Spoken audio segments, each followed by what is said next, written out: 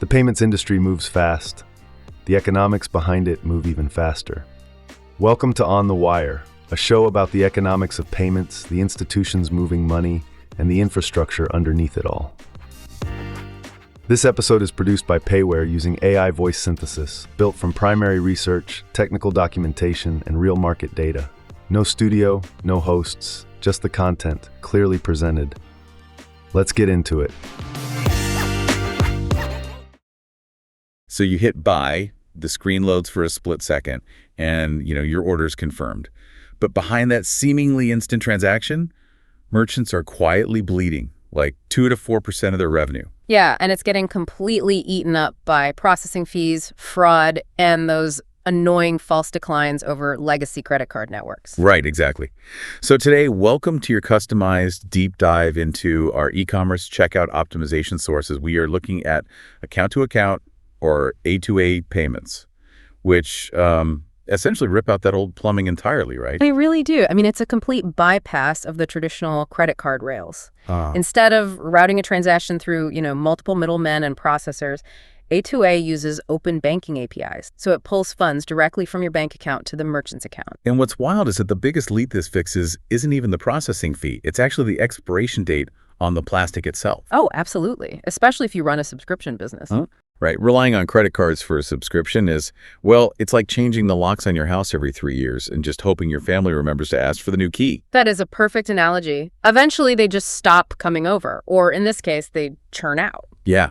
There's this case study in the sources about a subscription box company making 4.2 million euros a year. Their card processing fees were around 58,000 euros.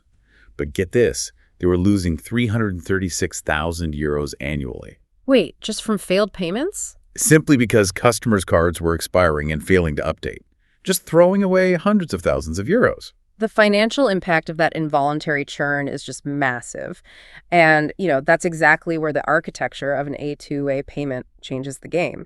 Because the connection is tied directly to the underlying bank account via an API, there's no physical card to expire. Or get lost or stolen, right? Exactly. The authorization persists indefinitely. In fact, the math in the industry right now dictates that for subscriptions, having that payment stability is worth 6.7 times more than whatever you might save on the transaction fee itself. Okay, so I can definitely see why a merchant wants that stability for a recurring charge. But let's look at this from the shopper's perspective for a second. If I'm buying, say, a 500 euro espresso machine as a one-off purchase, I want my credit card reward points. Of course you do. Everyone loves their points. Right. I mean, I'm not going to just hand over direct access to my bank account to a merchant for fun. And that is a very valid hurdle. It's exactly why A2A isn't some blanket solution replacing cards entirely just yet.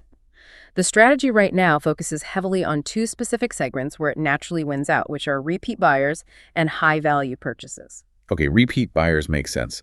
I think the sources said brand trust is already established there, which drives, a 32% adoption rate for A2A? Yeah, 32%. But the really interesting part is the high-value shopper. Right. The data shows adoption actually spikes to 35% for orders over 150 euros, which honestly seems counterintuitive. Like, shouldn't merchants actively hide credit card options for expensive items to force that security? Or assume people want to put big purchases on credit to earn rewards? You'd think so, but it actually comes down to perceived security for the consumer.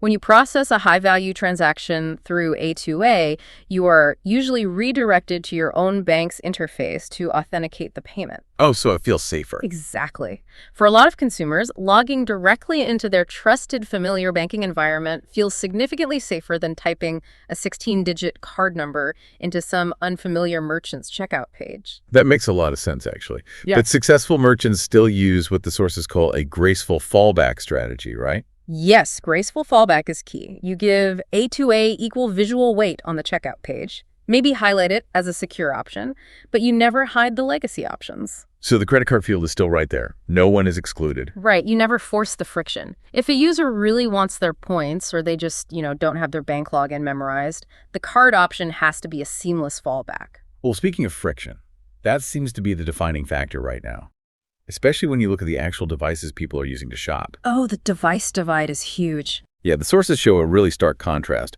Mobile checkout adoption for A2A is hitting 28%, while desktop adoption is dragging way behind at just 15%. which completely exposes the current limitation of the A2A infrastructure. On a smartphone, the flow is incredibly smooth. You select A2A, and the browser triggers a deep link that immediately opens the banking app already installed on your phone. So you just look at the screen, your phone's biometrics authenticate you, and boom, the payment is done. Exactly. It's utilizing the biometric hardware already built into the device. But on a desktop, you just don't have that enclosed ecosystem. Right. Suddenly you're asked to scan a QR code with your phone or manually type in your banking credentials on some web portal. Which immediately breaks the spell. The moment a user has to go find a secondary device or remember a complex password, they abandon the flow. They just go right back to auto-filling their saved credit card. Yep. It shows that consumers will adopt a new payment method, but only if the underlying technology makes it completely effortless. A2A is proving it can stabilize subscription revenues and lock down high-value orders. But it still has to win the user experience battle across all platforms. Exactly. We are watching a fundamental shift in the plumbing of e-commerce. As open banking APIs become more standardized globally, that friction on desktop will inevitably smooth out. And that brings up a really fascinating ripple effect to end on. Because A2A relies on direct bank-level biometric authentication, it essentially eliminates those I didn't authorize this chargebacks. Yeah, the friendly fraud basically just disappears. Right. So it really makes you wonder, if direct bank payments do become the global default, what happens to the massive multi-billion-dollar third-party fraud prevention industry? It's definitely something for you to ponder the next time you breeze through a digital checkout. Until next time. That's On the Wire, produced by Payware, the transaction resolution network for instant A2A payments. This episode was AI-generated from Payware's published research and documentation. If something sparked a question, the full source material is available at payware.eu. If you work in payments at a bank, an ISV, or a merchant organization, and what you heard is relevant to what you're building, reach out. The conversation doesn't have to stop here. Subscribe to On the Wire wherever you listen to podcasts. The next episode is already waiting.